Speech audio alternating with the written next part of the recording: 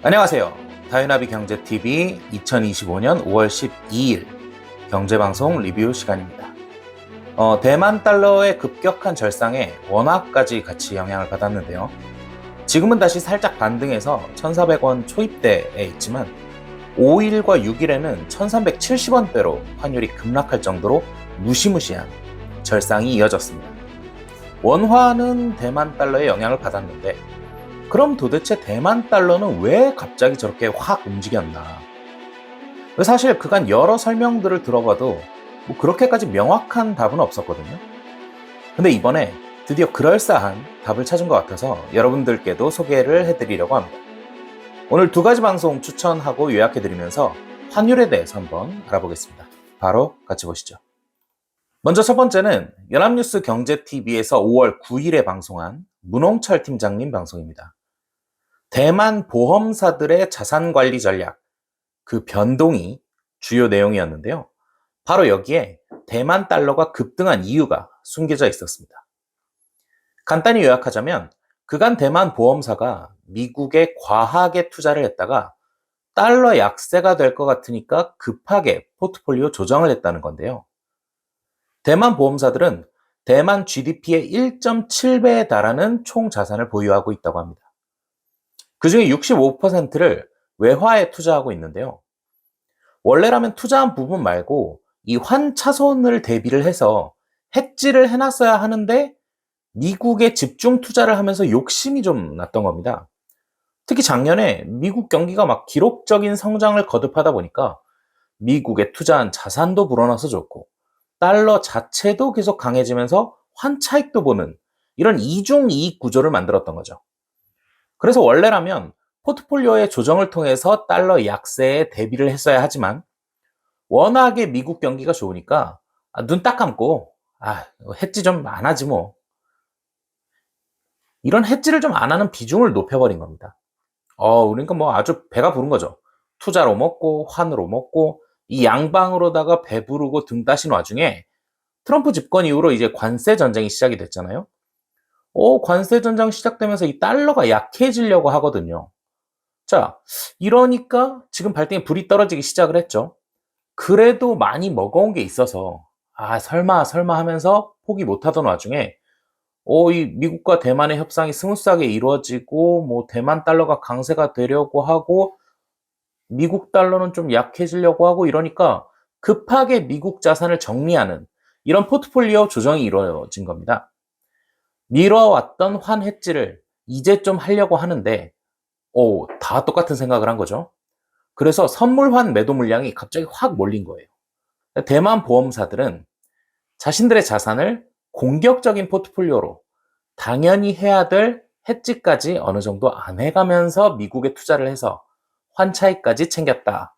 자, 여기서 주목해야 될 점은 이게 대만 보험사에만 일어나는 일이 아닐 거라는 점입니다.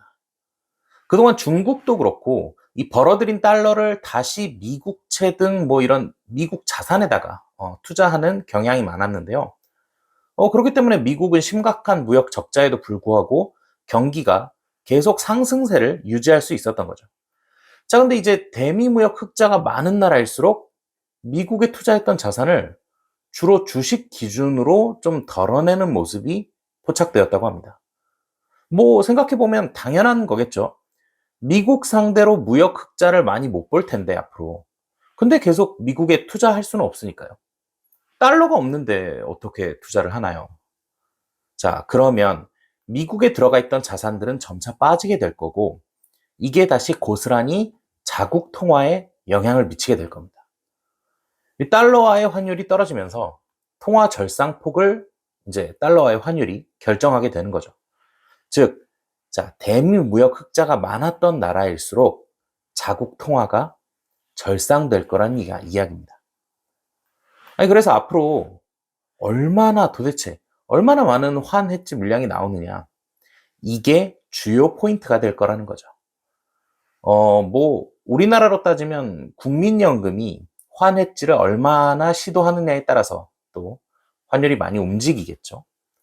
앞으로 이런 부분들의 움직임을 잘 주시하시면 투자에 도움이 될 듯합니다. 이외에도 뭐 달러와 기축통화 이야기 위안화 절상의 움직임, 뭐 이런 재밌는 인사이트들이 많은 방송이니까요. 영상 하단 링크 통해서 풀 버전 꼭 시청해 보시길 바랍니다. 자, 두 번째는 3프로TV 5월 11일자 방송입니다. 미주은행의 그 변정규 전무님 나오셨는데요. 환율에 대한 아주 정석적인 분석을 알려주셨습니다. 간단히 요약을 해보자면 지금의 환율도 꽤 높은 상태고 이거의 이유는 한미 간의 금리차 때문이라고 설명을 해주셨는데요. 2000년대 이후로 1,400원대 환율은 굉장히 드물었던 현상이고 최근 몇 년간에 1,300원 이상으로 유지된 것도 이것도 사실 높은 거라고 하시는데요. 이거는 미국과 한국의 금리 차이가 근본적인 원인이라고 합니다. 미국은 현재 금리가 4.5%로 높은 상태고 반면에 우리나라는 2.75%라서 금리 역전 현상이 지속되고 있는데요. 금리 차이로 인해서 달러가 되게 매력적으로 보이고 달러 매수세가 증가를 하게 되니까 환율 상승을 초래하게 된 거라는 정석적인 설명입니다. 아무래도 금리가 더 낮은 나라에서 돈이 빠져나가고 더 높은 나라에 돈이 들어가게 되겠죠. 자, 근데 최근에 아시아 통화가 전반적으로 상승을 했잖아요. 그 말은 환율이 하락했다는 이야기죠. 이 현상의 이유는 앞에서도 설명했다시피 대만 달러가 주요 원인인데요.